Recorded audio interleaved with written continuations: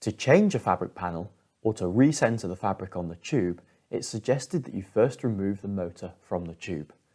You may have to pull this quite hard initially to dislocate the drive on the motor from the drive wheel inside the tube. Once you've slid the motor out, you can then begin to unroll the fabric. If you have enough space to unroll the whole thing in a clean area, then this will be the best way. However, if you're restricted on space, it's recommended that you roll the fabric off the tube and onto the hem bar. This reduces the amount of space you need to complete this. As you can now see, the tube is exposed and all the fabric has been rolled off.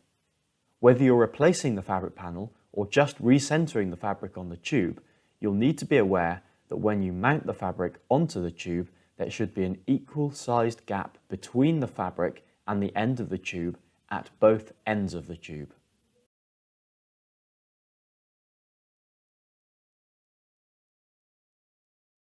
Depending on how your blind was delivered, there may be a screw through the fabric and into the tube to prevent the fabric moving from side to side during transit. However, in this instance there is no screw. Also, depending on the tube size, there may be a screw through the tube and into the step-down adapter for safety. If there is, this will need to be removed before you can remove the step-down adapter or the bearing. Near the motor end, there will be a screw through the spline slot, through the tube, and this goes into the plastic drive wheel inside the tube. If you have taken the motor out, you'll need to remove this and remove the drive wheel from the tube and put this back onto the end of the motor. You will now be able to slide the tube off the fabric panel or recenter the fabric on the tube. If you are replacing the fabric, you can now slide the new fabric panel onto the tube, ensuring that you put the end of the spline into the short side of the groove in the tube. You will then be able to slide the tube along the fabric. You can see here how the end of the spline is located in the short part of the slot. It then goes across the slot and the fabric exits out of the slot and wraps around the tube. At this point, you must ensure that the fabric is centered on the tube so that there is an even gap between the end of the fabric and the end of the tube at both ends of the blind.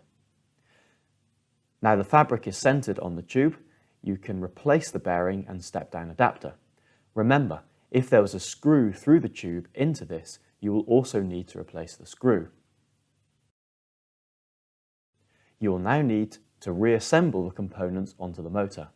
The step-down adapter goes on and slides around the crown of the motor.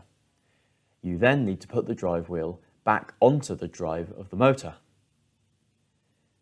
Now you will need to slide the motor back into the tube.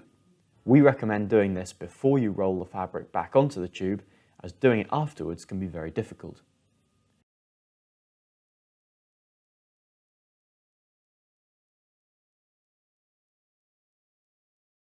You will now need to replace the screw through the tube and into the drive wheel.